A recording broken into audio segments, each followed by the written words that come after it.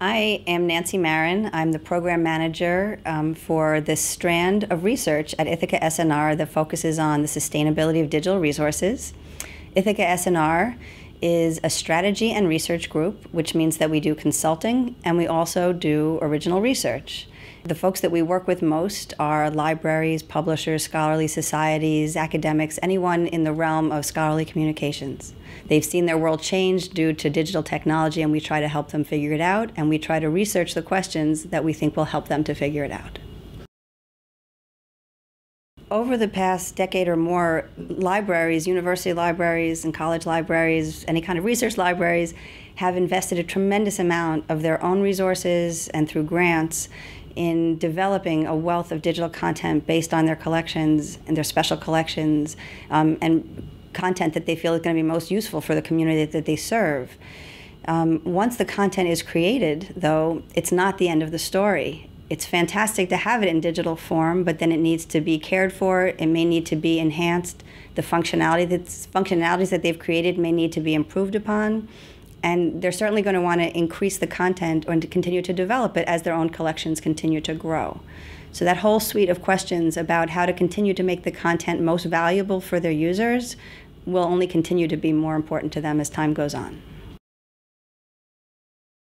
Sustainability, specifically for digital resources, has become a major issue.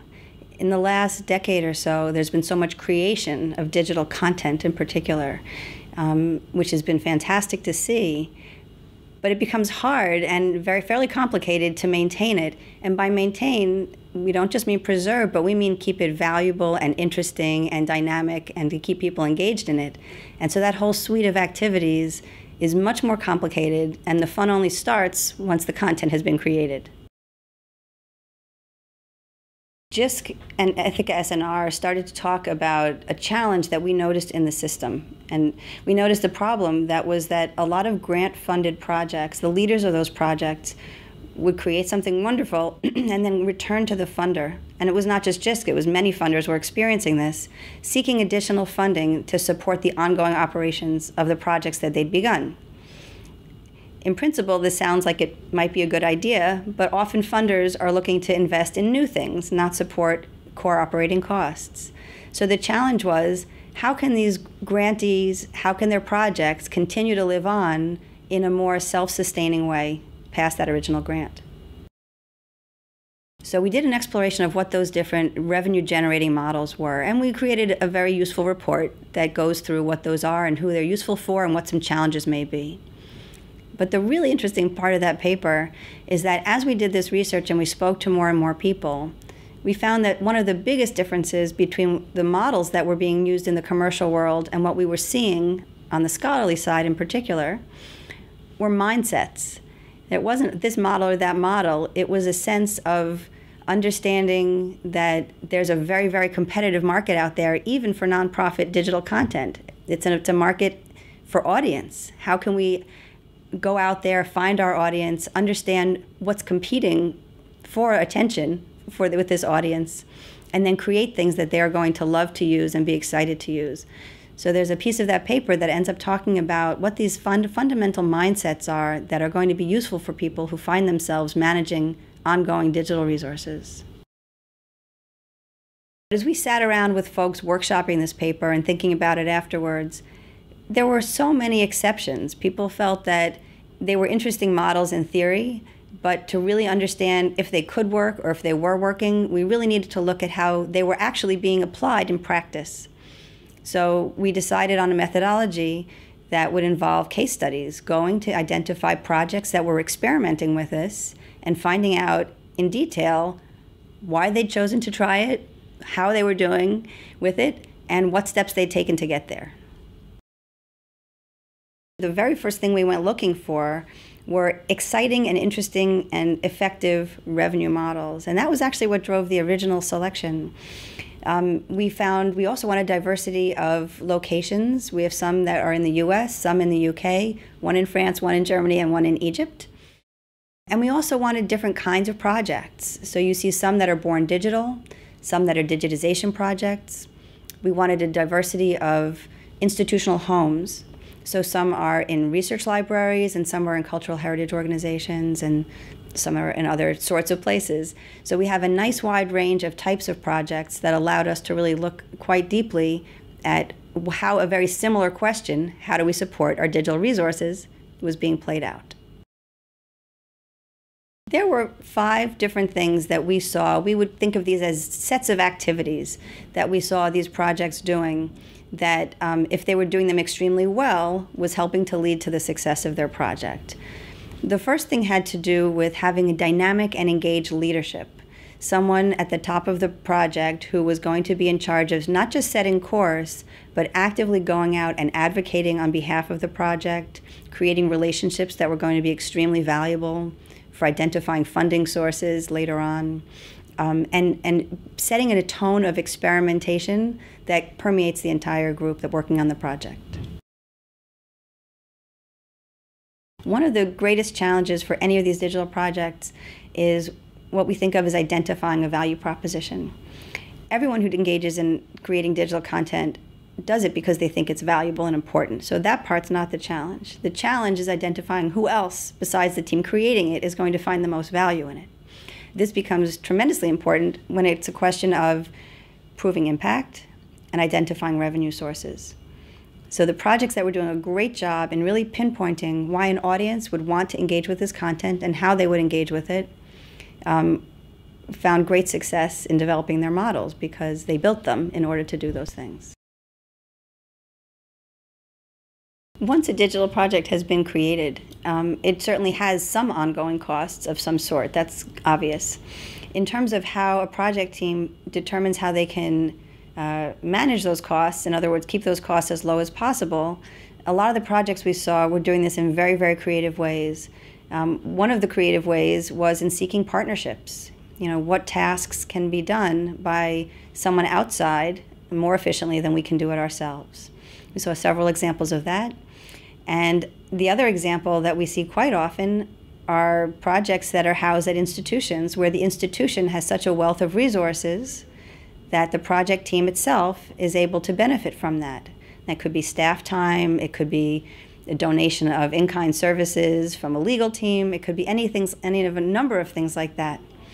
Of course, when that becomes an important part of the whole sustainability plan for a project, then that also becomes an ongoing negotiation to make sure that those contributions and those partnerships are kept healthy, that the terms are understood equally on both sides, and that those contributions continue to come in so the project can rely on them. Once a project has figured out what it wants to do, how much it's going to cost to do it, and how much of that cost is going to be taken care of by somebody else, meaning the institution may be helping or a partner may be helping, there's always some amount of cost that remains. And the question then becomes, where can they go to generate that extra slice of funding that they're going to need to do the work they want to do? So we saw a lot of projects experimenting with revenue generation and sources of earned revenue. Some consider this a major part of their plan. Some have a subscription model that essentially covers most of what they need to do.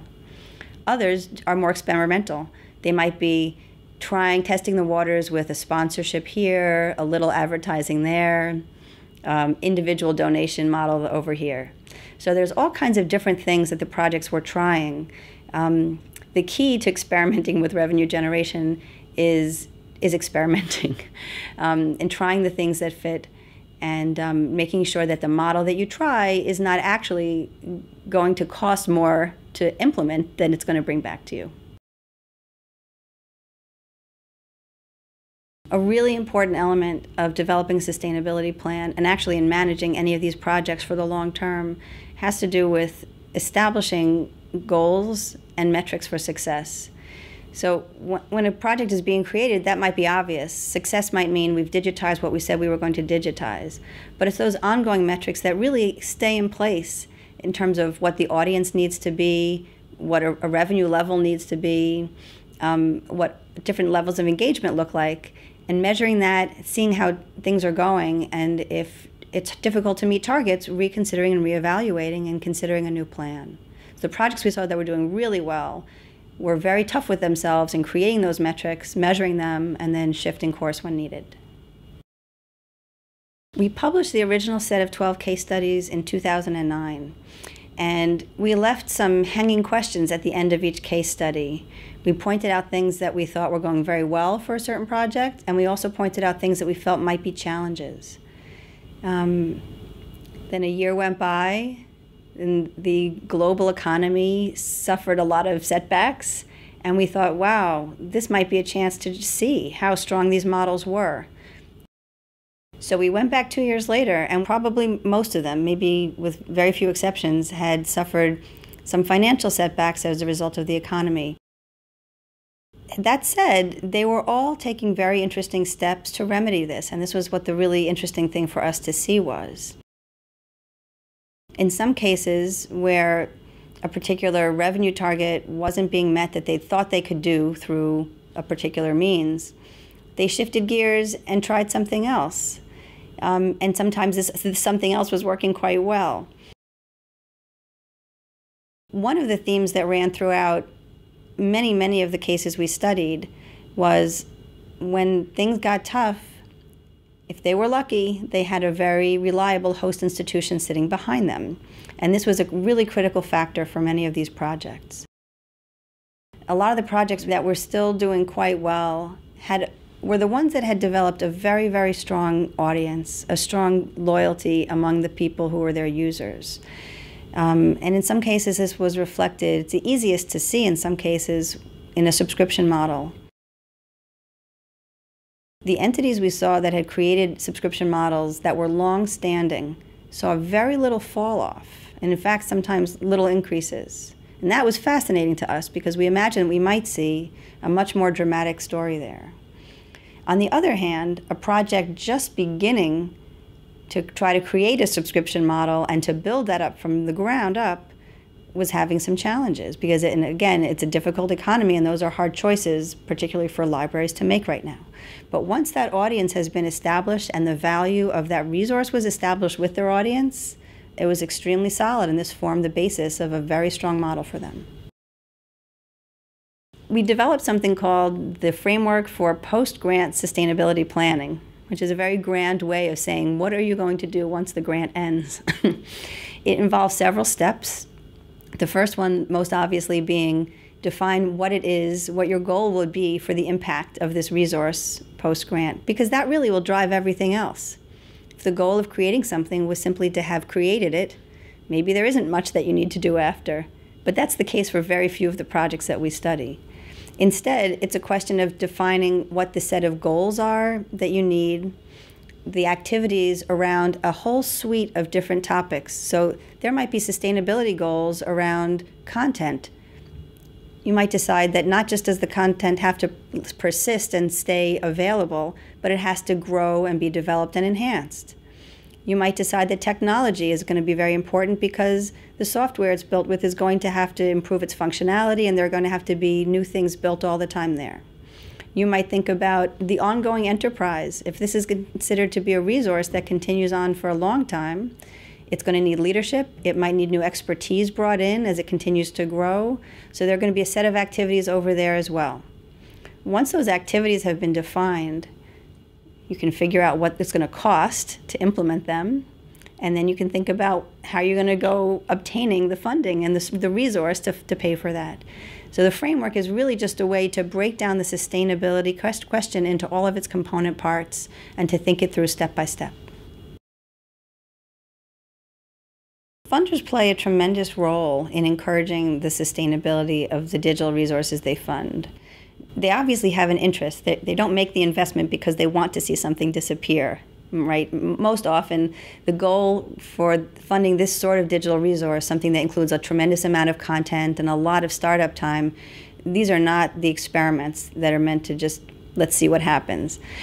When a funder is making an investment in digital resource, the question of sustainability comes up frequently, but what we found when we studied this is that the definition is really still a bit up for grabs. When some people talk about it, to them, sustainability means making something openly available. For others, it's a question of preserving digital preservation. so the stability of the digital object, and for others it means something else. With our report, what we tried to do was to map out all those definitions in a framework so we could understand what the real questions at play were.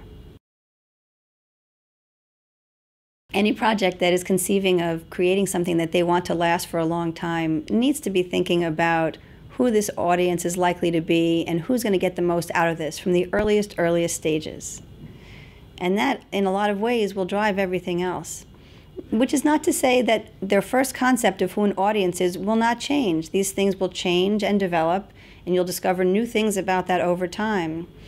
But the audience and the people who'd find value from it, whether they are users or funders or something else, is going to be the support network for that resource. It's going to be the people who prove that it had impact and did the thing you wanted it to do, and it may be the people who end up writing a check and helping to pay the bills as well.